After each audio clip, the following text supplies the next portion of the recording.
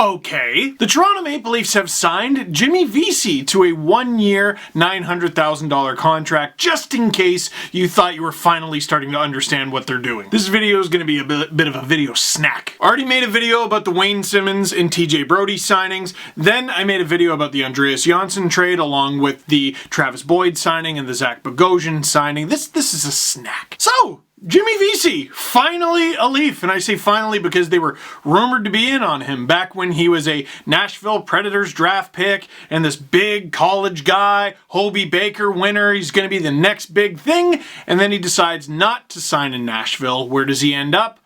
New York, with the Rangers. To give you an idea of how highly touted Jimmy Vesey was at one point, there was rumors like, oh, the Leafs will get rid of Nylander if they're able to land this Vesey kid. Now, the Leafs actually have a history with the whole Vesey family. Nolan Vesey, Jimmy's brother, was a draft pick of the Leafs, a depth pick a few years ago. They ended up trading his rights to the Edmonton Oilers for a conditional 7th round pick in 2020. Now, the Leafs did have 3 7th rounders in this draft, but as far as I can tell, the conditions of that pick were never met and the Oilers just used it on themselves. I was surprised to find out that Jim Vesey, Jimmy's dad, is a scout for the Leafs. I knew he was once upon a time. I did not know he still was. Now, Jimmy Vesey has not quite lived up to the Hobey Baker height. His career highs in the NHL, 17 goals, which he's done twice, 35 points, which he did last year, 2 years ago, I should say. 2 years ago in his 3rd and final season with the New York Rangers. Then he joined the Buffalo Sabres, where in 64 games, he had just 9 goals, a career low, and 20 points, a career low. Supposedly, he bounced up and down the lineup, never really had a solid line for an extended period of time. And Jimmy Vesey struggled mightily to score for like 20 games when he began with the Buffalo Sabres, and then he went on a neat little goal streak. You want to know who he scored against? Tampa, Calgary, and Toronto. Because of course. And Jimmy was a +3 against the Leafs in that game, which isn't exactly noteworthy on account of its plus-minus.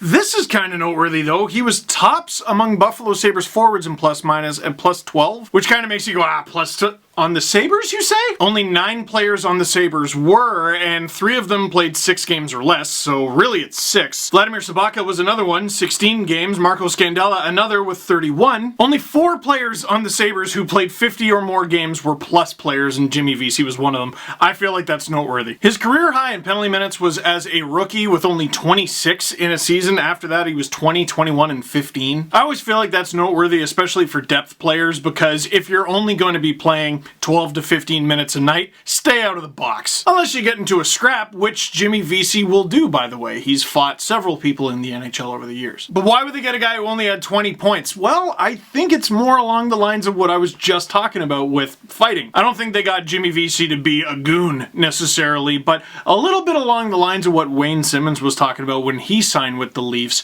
Functional toughness. At 27 years old, Jimmy Vesey's not going to grow, but he doesn't need to. He's already 6'3" and a little over 200 pounds. He's big, and he can fight, but he's not a fighter. But he is a goal scorer. Yes, he only had 9 last season, but he was 17, 17, and 16 the 3 seasons before that. Last season was the outlier, so this is the Leafs buying low and getting a guy with over 300 games of NHL experience and getting bigger at the same time. He doesn't play on the power play a ton, but he can. He doesn't play on the penalty kill a ton, but he can. I was watching a highlight pack of him before I shot this. I noticed how many of his goals were on breakaways or partial breaks. He scored on Michael Hutchinson that way, but also Andrei Vasilevsky, Dave Rittich, and for what it's worth, he's a left-handed shooter who plays the left wing, but I mean, wingers, generally, you can kind of switch back and forth. Seems to like to muck it up in front of the net, which is something that the Leafs are starting to add lots of, and they could use it. They get a lot of pucks on net, there just needs to be someone there for the rebound. So now, with the Leafs in terms of net front guys, there are guys who can do it. Matthews is a guy who can do it, but that's not where he gets all of his goals.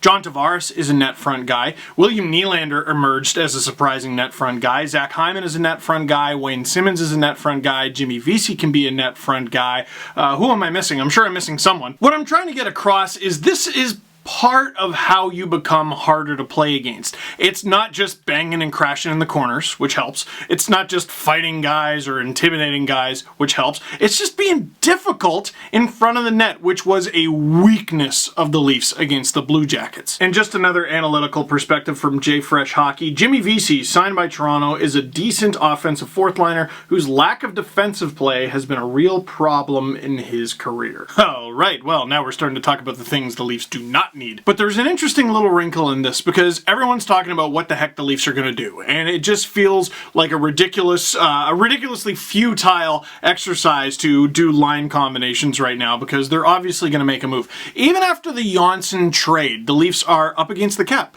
They still have to sign Ilya Mikheyev, who's filed for arbitration. They still have to sign Dermott. Who knows if that's actually going to happen. Pierre Engvall's name is in trade rumors. Justin Hall is a guy who I think could be on the move, but Alexander Kerfoot at $3.5 million per season seems to be the most likely name to leave.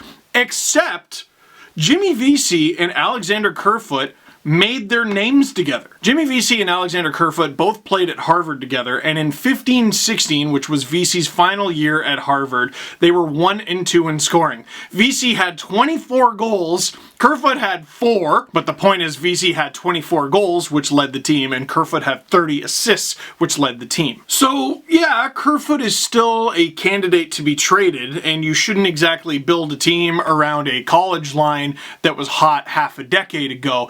But it does seem weird that the Leafs would get Jimmy Vesey to play on a team with Alexander Kerfoot to be a pretty good candidate to play on the third line with Alexander Kerfoot and then trade Alexander Kerfoot. If he can contribute, say, 15 goals, if he can play sparingly on the power play, if he can play sparingly on the penalty kill, he's big, he can play in front of the net.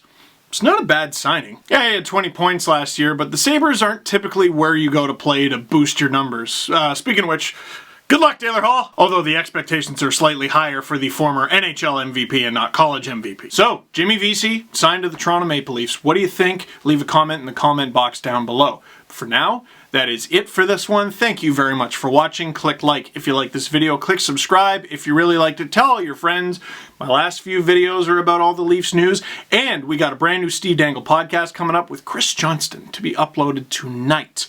Lots to talk about, I think. Maybe even breaking news. Oh, and if you really like this video, check out my pinned comment down below. Easter Seals needs our help again. Let's help out one of my favorite charities in the world.